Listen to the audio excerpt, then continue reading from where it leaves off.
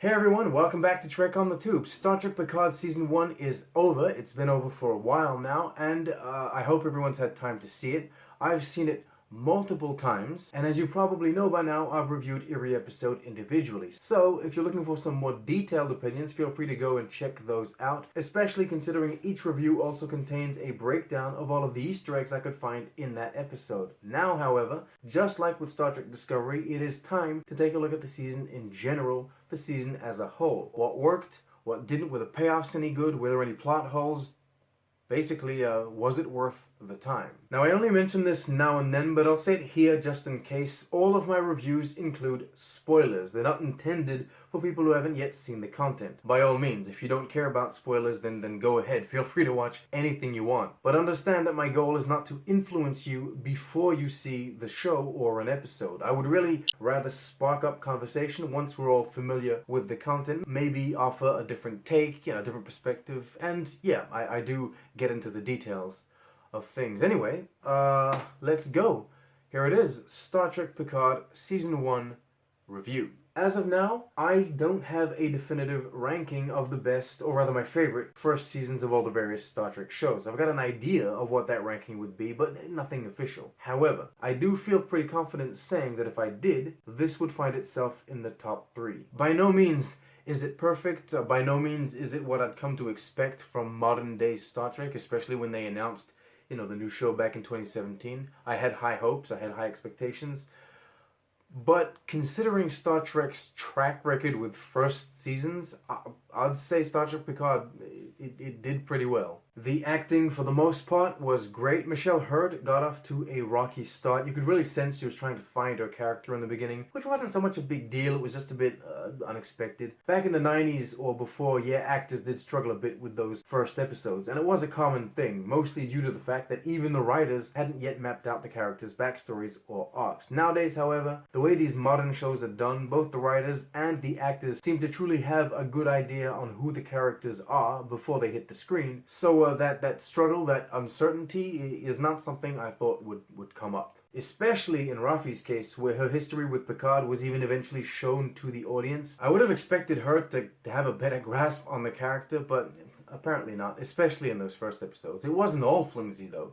It's important to note that once the season really got underway, Hurd got that moment with Rafi's son, and that was a great demonstration of her talent. Issa Briones struggled a bit through some of the Soji parts, though it wasn't exactly her fault, it was more the dialogue she was being fed, and Peyton List, the actor behind Narissa, gave us the most bland, tasteless, uninspired villain performance I've seen in quite a while. But I will not hold it against her in even the slightest, because I'm pretty sure she executed exactly what she was asked to do to perfection. It's not her fault the character was crafted so awfully. Other than that, all of the performances were fine and fun for the returning characters and new characters alike, except maybe, and please don't kill me for this, Sir Patrick Stewart. I know, you all hate me now, but hear me out. Sir Patrick Stewart is a brilliant actor, and his talent was very much present in Star Trek Picard in the sense that he emoted very well. And he even often elevated the dialogue he was given, but he wasn't Picard, which is, it's a strange thing to say, I know, but it's true. I understand that the character has changed over the years, grown, aged, but at no point, or only on very rare occasions, did it actually feel like Picard was back on screen. Most of the time, it was like watching a new actor take over the role from someone else and doing their own spin on it. Like the young Han Solo in one of the recent Star Wars movies. We're told it's Han Solo. He's dressed like Han Solo. People call him Han Solo on screen, but it never quite feels like it's Han Solo. This season of Picard delivered, in my opinion, a Picard that didn't quite feel like Picard. And that was a bit disappointing. Especially considering it seems to be a conscious decision made by Sir Patrick Stewart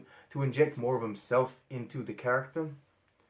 Anyway, enough about the acting and actors. The production quality of the show is top-notch. That hasn't always been the case with Star Trek, or TV in general for that matter, but nowadays TV shows are looking better, and Picard, in my opinion, is very much part of that movement. Some of the visual effects could have used a bit more work, but that truly is nitpicking because overall everything looked great. Game of Thrones, The Walking Dead, The Witcher, modern shows that many would consider benchmarks in this golden age of television all exhibit both fantastic visual effects and crappy ones at times. That's just how it is. The fleet of all of the same ships at the end of the season, they had no registries on them, they didn't have any deflected dishes, maybe they were made a little quick, but what are you gonna do? Not every scene can be flawless. Anyway, the sets, the costumes, the props were all fantastic as well, beautifully crafted. My only true complaint, I guess is sort of a compliment, I would have liked to see more. As in, I would have liked the props or the computer-generated ships to get more screen time. It's a shame to design new ships, new technology, or ships and technology reminiscent of what the Next Generation era of Star Trek gave us, and never really showcase them. I guess it frustrates me, not just because I'm a nerd and I want to see these things, but also because the show was aesthetically pleasing. It was beautiful to look at, and I wanted to look at it. I wanted more to look at. See, unlike Discovery, Picard understood that more than one color exists, and so it embraced that variety. Okay, I might be a little mean, but you get the point. Everything happening on the Vineyard had a distinct vibe and color scheme. Everything happening on the Borg Cube had a distinct vibe and color scheme, and so on and so forth. That was very much appreciated. I also loved the way that the computer-generated futuristic technology was blended into the practical sets and props when we were on the Vineyard or in the Riker Troy's house. I think that was done seamlessly, and as Wife on the Tube said when watching, it would be nice to see a future like this that embraces both classic or antique decor as well as practical technological elements of today. On a technical level, the season was good. The music was brilliant, main theme aside. I mean, it kind of underwhelmed me. And interestingly, it didn't grow on me. Maybe it will as time passes, but not yet. The directing was good, with the exception of the smallest number of scenes that maybe got either too much shake or too many lens flares. But as I said, I found the season aesthetically pleasing, and the directing had a lot to do with that. Some of those fight scenes were fantastic. I mean, honestly, that fight scene at Chateau Picard, it's probably one of the best in the franchise, films included. Even that last fight between Seven and Narissa, I liked it. I didn't like that Seven kicked Narissa off the ledge without second thought, nor that we didn't see Narissa die on screen, because in this day and age, you know, television, not seeing a death on screen kind of means or kind of implies a return. But the fight itself was great. It was well directed, it was well choreographed, and well executed. All of this makes Star Trek Picard, in my opinion, yes, as I said before, one of the best Star Trek first seasons. Now, the reason why it still isn't top-notch is for reasons that aren't as easy to articulate as, oh, look at this prop, it's good, or it isn't. I feel the writing was uneven. The writing of the story, yes, but also the writing of the characters and